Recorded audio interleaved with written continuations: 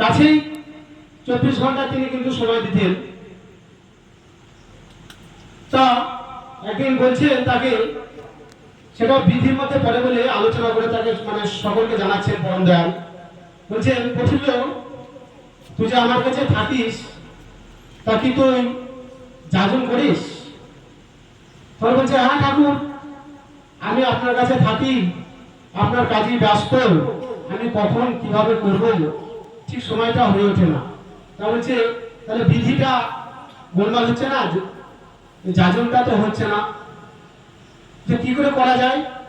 তখন বলছে যে তুই যখন আসবি তখন সেই টাইমে যে বাড়িগুলো পড়বে সকলকে জাগিয়ে ইষ্টভিত্তির কথা বলে ইষ্টভিত্তি করতে বসাবি, ঠাকুরের দুটো কথা বলবিস, তাহলে কিন্তু আমার তোর বিধিটা পালন হবে।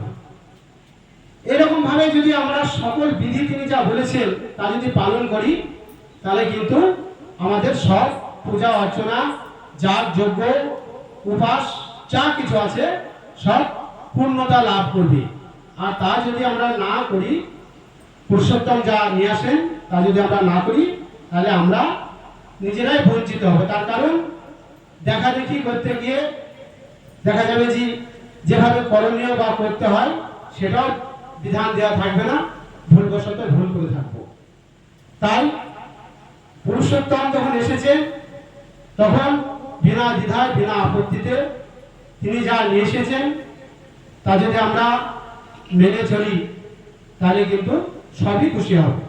সে আপনার ষষ্ঠী বলেন, আপনার ঈশ্বর বলেন, আপনার পূজা অর্চনা বলেন, আপনার যাবতীয় যা কিছু দর্শনীয় সংস্কার বলেন, সব কিছু পূর্ণতা লাভ করবে। আর যদি তা না করি, তাহলে আমরা এই বিধান থেকে বঞ্চিত হব।